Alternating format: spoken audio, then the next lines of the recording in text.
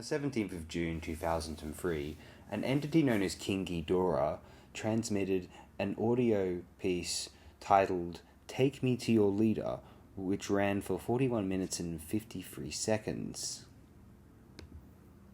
We were unsure of what to make of this at the time, although about a month later, on the 19th of July 2003, one Kevy posted to rateyourmusic.com, Citizens of Earth, a three-headed monster from outer space named King Geedorah has landed on our planet and he's taking over. His weapons, mad rap skills, and a nasty habit for telling the truth as he sees it. What else? Samples from the farthest reaches of the galaxy blended in against cosmic jazz and edge-based beats. Our planet's primary weapons of racism, short-sightedness, and hatred are no match for his funkiness. What can we do? We better just surrender. He's too powerful for our planet. MF Doom has unleashed a real monster.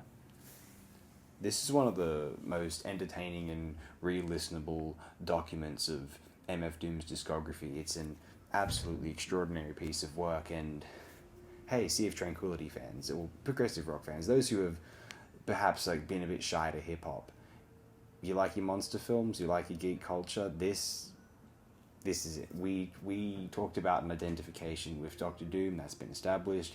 How about an identification? How about a sense of great empowerment and feelings of awesomeness and a great, wrath upon the world with the identification with King Geedorah. I refer to him as Geedorah sometimes, just for fun.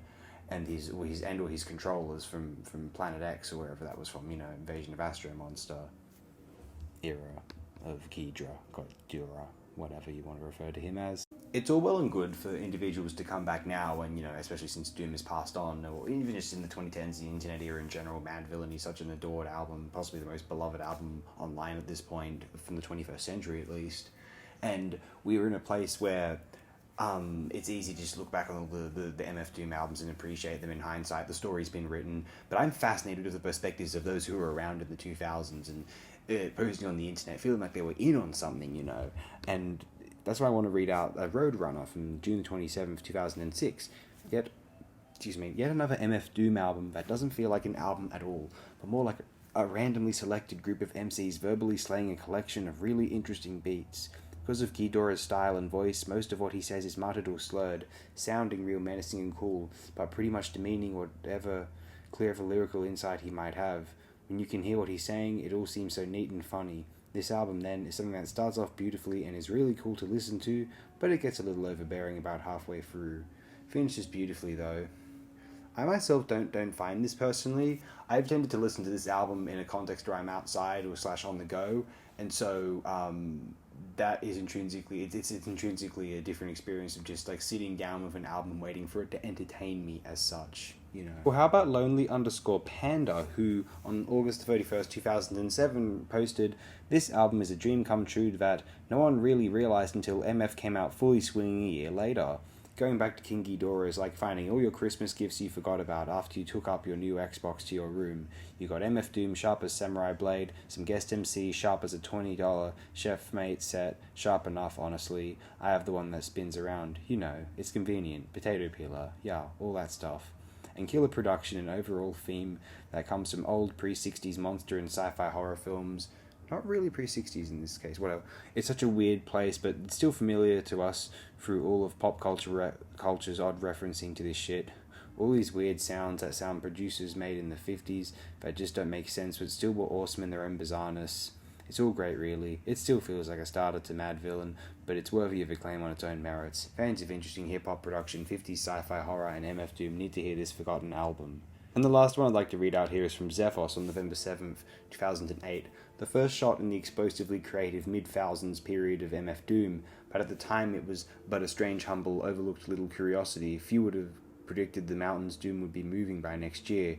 In many ways, this is hardly a Doom album. He does a bit of the rapping, but mostly leaves that to a group of his affiliates known as the Monster Island Czars.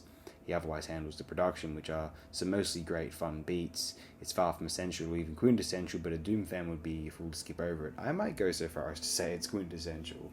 I get so much fun out of listening to this album, and my memories of this album are so profoundly positive that it's hard for me not to think of this as, to use crude kind of ranking terms, in a sense, minimum A tier, comfortably S tier for myself. If you enjoy the output of MF Doom, if you have a fascination with that great kind of experimental period of kind of more, if you'd say thoughtful or artistically kind of brazen 2000s era hip hop, and if you've ever had a little plastic King Geedorah hanging up in your bedroom, well, this is the album that you might wish had been with you for much longer than it has.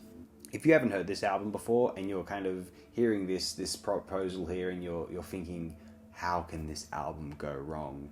If you go into it with that mindset, it can do no wrong. If you go into it with a mindset of, oh, I need to make sure there's no flaws, you're not going to enjoy this or anything else in life. You may still enjoy Take Me to Your Leader, but you might give it a 3.5 out of 5 or something or other, you know. Hey, let this enhance your evening. For those of you who are already aware of this album, you're shrugging your shoulders. If you've probably already turned off the video, you're thinking, yeah, I know, this is... I've listened to this like 10 times, of course. Like, what are you talking about? I'm trying to accommodate the uninitiated here, you know. Everyone deserves to feel the joy of King Geedorah's Take Me to Your Leader. A blessing by our species and from our species. I'm very impressed with what we're capable of sometimes. This is... If we ever needed an argument for hip-hop supremacy versus rock music in the 2000s, certainly, well, here it is. Or, well, one of several at that time, absolutely. What I find especially exciting about this album is just the prospect of this excellent, I guess, validation and kind of elevation of geek culture and kind of pop cultural memory into this new unique work of art, which becomes both a reminder of what was so, what at the core was so beautiful and magnificent about those monster films and certain kaiju pictures to a certain generation, and why it can continue to enhance someone's imagination in the present day, years after those films were fresh and new, and why they keep reverberating. Why that it's a validation of watching this sort of thing that might be considered retro, and rather than it being nostalgia, it being a kind of fuel for the present day. That's fascinating to me here.